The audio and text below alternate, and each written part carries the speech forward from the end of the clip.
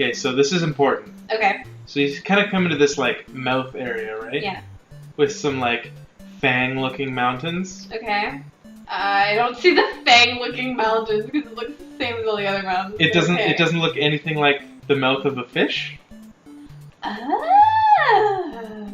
And there's this town that's a fishing town. See, it's a joke. Oh. He missed a big one, as big as a whale. My daddy's a fisherman. That's great. My dad's in the industry. My dad works at Nintendo. He'll get you a fish. This is tuna cola. Sushi cola. They're making an obvious reference to Korea there. His name's Bait. Oh. Oh, he saw some weird guy rowing a raft. What are you doing? I'm loving the cat. So this game is another example of the NES being like an interesting method of storytelling. Watch, you have to watch. Okay, I'm sorry. Because this whole chapter doesn't have any fighting in it. Oh. Also, we got eaten by a whale. They ripped off Pinocchio. Yeah, they totally do. I don't know if I've talked about like Tezuka, how like him and Disney had a weird back and forth where like he was ripping them off and then they were ripping him off. Like he very clearly has like in his early stuff he was definitely ripping off like tropes created by Disney and stuff from their shorts and from their animated films and stuff like that. But then like he wrote Kimba the White Lion and what comes out in the 1990s? Simba. So with a very similar Hamlet like style. Yeah.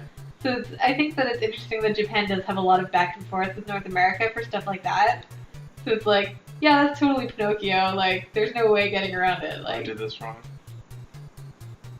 Same with like Jabu Jabu. I'm sure that has to be similar to Pinoche? Monster a little bit. Yeah, So, I like the back and forth that we have. Fucking Babu Okay. is all like, oh hey, do you remember me? And it's like, of course we fucking remember you, Babu. Why do you hate him so much? Just because he never tells you what he's afraid of? Yeah. That's it. That's the only reason. It's like the guy who's like, Zelda's your. That's your uncle. Yeah, I know. But Zelda's your what? Yeah, and then Babu proceeded to talk about how he didn't tell us about the fact that Dr. Jones was abducted by aliens. Okay, and that's where the star comes in, the StarTropics. He was afraid that they would come back for him. And that's why I hate him. Because how do you fucking not tell the kid that there's aliens? You know? A flying saucer. Well, I mean, fucking they got UFO. through all of the fourth Indiana Jones movie without mentioning aliens, so. By the way, this is a really difficult labyrinth. I just happen to have it memorized because I hate doing it. I love how weird and fleshy it looks. Yeah. So, it reminds me of the end of Earthbound a little bit. This is going by way quicker than it could. Cool.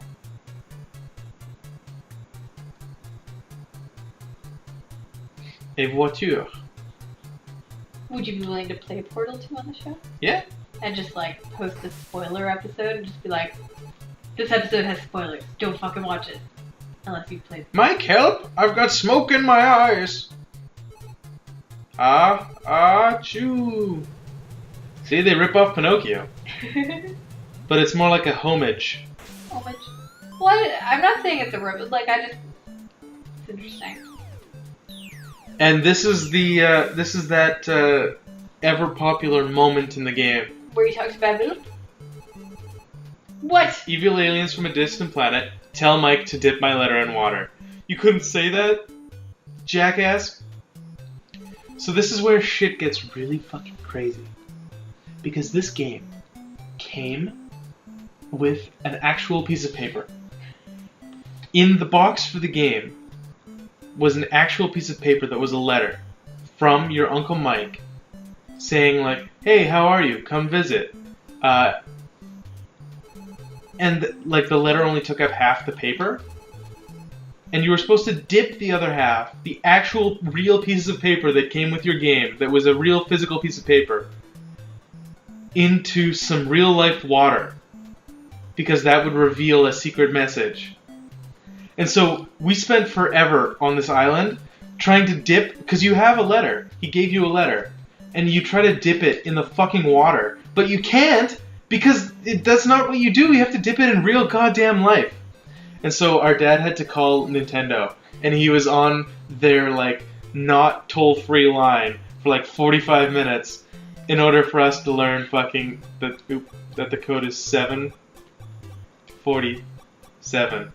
And it's such a good thing that the code is really memorable, like a fucking 747. Yeah. Or else we would just be so fucking stumped every time we got there. It would just like shit on our souls over and over again. That's so brutal. Stuff like that is just. But that's like storytelling. That's so awesome. Yeah, I know, that's so. That's the most awesome thing a video game ever did.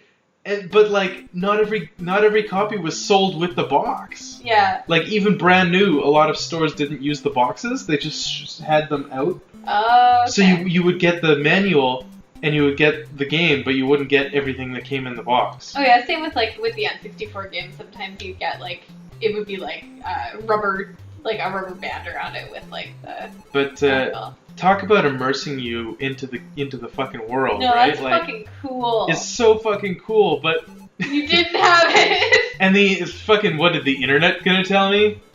What year was this then? 1990.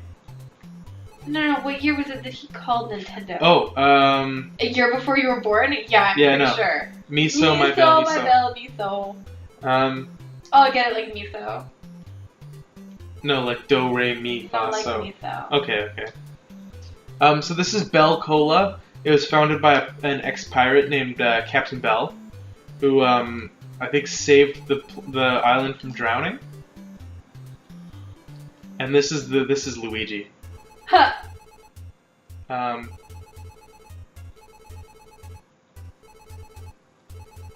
So yeah, British Captain Bell battled. Oh yeah, okay, he battled with pirates, whatever. And then he sacrificed his own ship to save the island from the pirates. So I need the help of Peter, but no one in the town said that their name was Peter. So that's kind of weird, right? Yeah. Oh. Oh, it's this guy. Here. Oh, hey, look, it's fucking Peter. Hey, Peter. No gift, no chat. No gift, no chat. So we have to get a gift for Peter. Why does he deserve a gift? He's a selfish prick, that's why. Navcom here, searching if I pick up signal. Yeah, okay. Yeah, he says that every time we enter the ship. I figured. Now, I have to remember exactly where I'm going. Can you not go in the blue water? The light blue? Yeah. No, that's shoals. Rocky shoals. I do feel like I'm forgetting exactly what to do here, so... Okay. So we'll just have to be born... No, I'm doing it right. It's all good. I was thinking of the next area. Sure. Yeah. Who's this? This is Hook. He's a fishing master.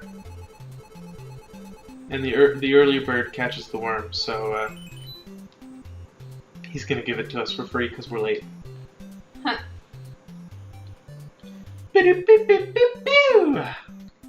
you see how your parents would get sick of this music? I like it. Well, because you're playing it. Yeah, but I like it because I like it. I have it on my... Yeah, I have it on my iPod. iPod. Oh, do you want to tell your story of your iPod? Oh, I went to, I visited my parents. They live in the Kootenays, so it's a bit of a drive there. What about, like 7 hours from Vancouver? 7 or 8, depending on how fast you go and whatever. With the truck and stuff. Yeah, traffic is a big part of that. And I had my iPod plugged in to provide the music. I'm gonna give him a worm here. And my mom wanted to plug in her iPhone. So I was sitting in the back, and my sister unplugged the iPod and plugged in the iPhone. then at the next pit stop we took, which happened to be at a gas station, but I couldn't remember where, because I was sick, and so I was just like lying down in the back, like trying not to cough and be all sad. And then I realized, like a little while later, that the iPod is missing, and we spend like the entire time that I'm there. Every time I go in the truck, I look a little bit, and I'm like, "Where the fuck is my iPod?" Just hoping that it'll magically appear. But I knew that it had fallen out, and so when I'm finally coming home, I'm sad because I don't have my iPod anymore, and like whatever. Oh, right.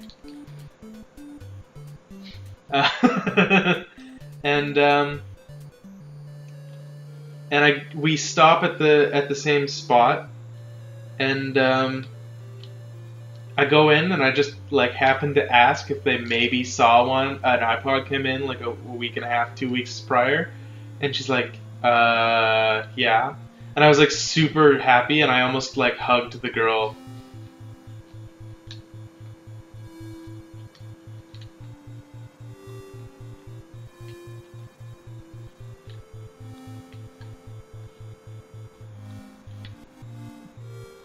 Did you do it? Yeah. Oh. It's do me so fa do me. Oh, I see. Do re mi fa sol do. Yeah.